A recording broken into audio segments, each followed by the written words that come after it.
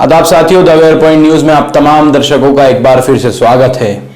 इस वक्त जहां देश तमाम तरह की समस्याओं से जूझ रहा है, लोग परेशान हैं, लॉकडाउन खुलने को है, अनलॉक होने लगा है, तो वहीं महंगाई इतनी बढ़ती जा रही है कि डायन मार ही जाए। आपने ये जुमला सुना ही होगा कि महंगाई डायन मार ही जाए। तरह तरह की बातें हैं, तरह तरह के विचार हैं। हमने आपको पिछली वीडियो में बीजेपी के मध्य प्रदेश से पूर्व विधायक की बात सुनाई थी। उन्होंने कहा अगर उनको आपदा में महंगाई लग रही है तो वह उस सामान को खाना ही छोड़ दें जो महंगा लग रहा है। लेकिन हम आपको बता दें, महंगाई इतनी ज्यादा बढ़ गई है, सरसों के तेल 200 रुपये से ज्यादा हो गया है। वहीं हर एक अनाज की बात करें तो उसके दाम भी लगातार बढ़ रहे हैं। रिफाइंड भी बहुत ज्यादा महंगा हो गया है और पेट्रोल और डीजल का तो पूछना ही क्या। जनता परेशान है, बदहाल है, आर्थिक तंगी के दौरों से गुजर रही है।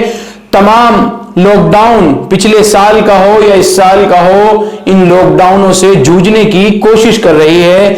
व्यापारी हो या दुकानदार हो या फिर कोई जमींदार हो या कोई लेबर हो या मजदूर हो, हर एक व्यक्ति आर्थिक तंगी से इस वक्त जूझ रहा है।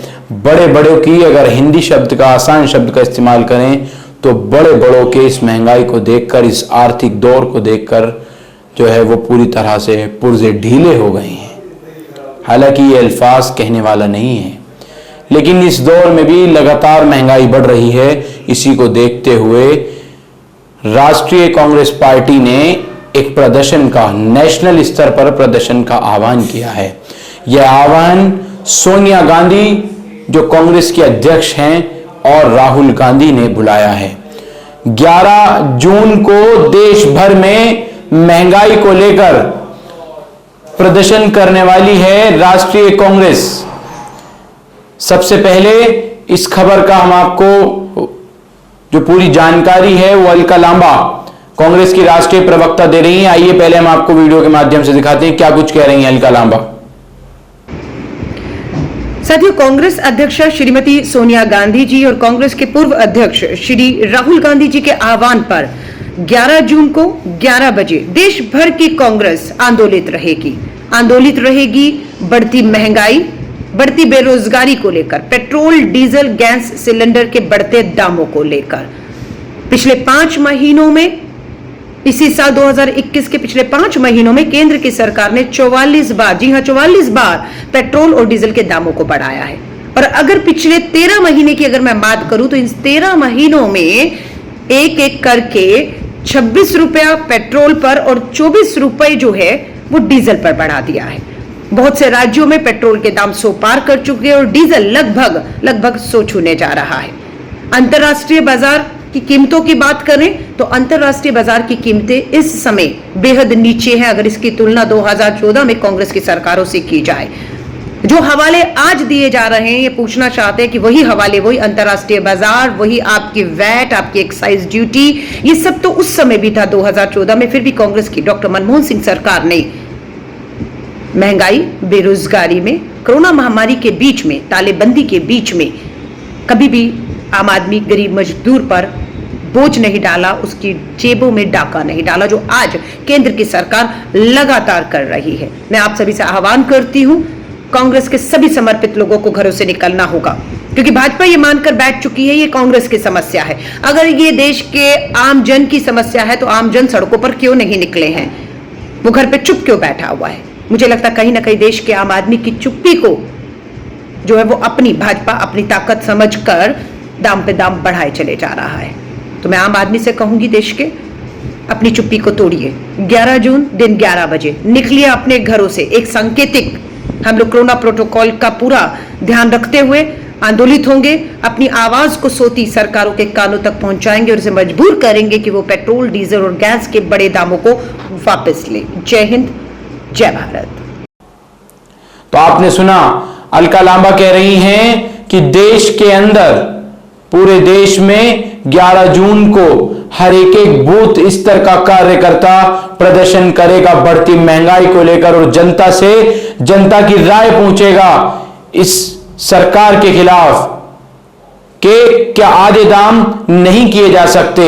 अलका लांबा वही आरोप लगा रही हैं जो आरोप स्मृति ईरानी सन 2011 में लगाती हुई मिली थी कि कच्चे तेल के दाम जो हैं वो इतने हैं और इतने हो जाने चाहिए, और इसकी वजह से, और अगर वेट टैक्स सरकार हटा दे और इस पे जीएसटी लगा दे तो तेल के दाम जो हैं वो आधे हो सकते हैं। तमाम तरह की घेराव कर अलका लांबा ने हमने आपको इनका बयान सुनाया है। लेकिन सवाल यही है, ये नेता ये राजनीतिक तो करते रहेंगे और राजनीति होती रहेगी, लेकिन जनता को मदद करने वाला कौन, जनता की मदद करेगा कौन, इस मसले में आगे आएगा। जनता तो पिसती रहती है इन नेताओं के भाषण में, लोग सुनते रहते हैं इनके वक्तव्यों को, इनकी बातों को, इनके राजनीतिक भाषणों को, लेकिन पिसती है तो वो सिर्फ महंगाई से जनता, और तमाम लोग, तमाम गरीब मजदूर लोग, उनकी कोई चिंता करने वाला नहीं है। तमाम तरह की योजनाएं सरकारें बनाती हैं, तमाम तरह की स्कीमें लेकर आते हैं कि इससे ये फायदा होगा, इससे मजदूर को फायदा मिलेगा, इससे उनको फायदा मिलेगा, लेकिन वो फायदे वो जुमले बनकर रह जाते हैं और वहीं किताबों में, वो घोषणा पत्रों में ही वहीं तक समाप्त रहते हैं। कब इस देश की जनता को राहत मिलेगी, ये कोई सवाल पूछने वाला नहीं है। कोई सवाल करता है तो वो राष्ट्र के खिलाफ बोलने वाला हो जाता है, उस पर राष्ट्रद्रोह के मुकदमे लगा दिए जाते हैं।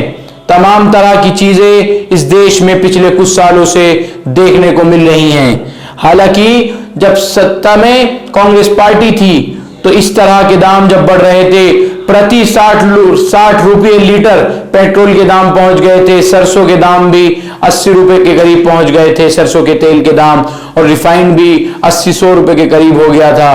तब जिस तरह से भाजपा प्रदर्शन कर रही थी, कहीं ना कहीं वो कमजोर पड़ती नजर आ रही है कांग्रेस पार्टी, उस प्रकार से या उस तरह से ये प्रदर्शन नहीं कर पा रहे हैं। क्या ये सवाल जनता का सही है कि विपक्ष कमजोर है या विपक्ष अपनी आवाज को पूरी तरह से नहीं उठा पा रहा है, या अगर उठा पा रहा है तो उसकी आवाज को दबाया जा रहा है? ये तमाम तरह के सवाल बनते हैं, लेकिन इन सवालों के पीछे के जवाब देने वाला कोई नेता या कोई राजनीतिक विशेषज्ञ नहीं मिलता है। हम तो सिर्फ यही कि जनता जिस तरह से अभी महंगाई से, आर्थिक तंगी के दौर से गुजर रही है, कैसे जनता को राहत मिले, इस तरह की बातें, इस तरह के सवाल हम आप लोगों से जानना चाहते हैं। आप तमाम तरह की राय कमेंट्स बॉक्स में जरूर हमारे नीचे दें और हमारे YouTube चैनल को लाइक, सब्सक्राइब, शेयर जरूर करें। Team the where point news Tanzil Khan के साथ मोहम्मद रब्बानी।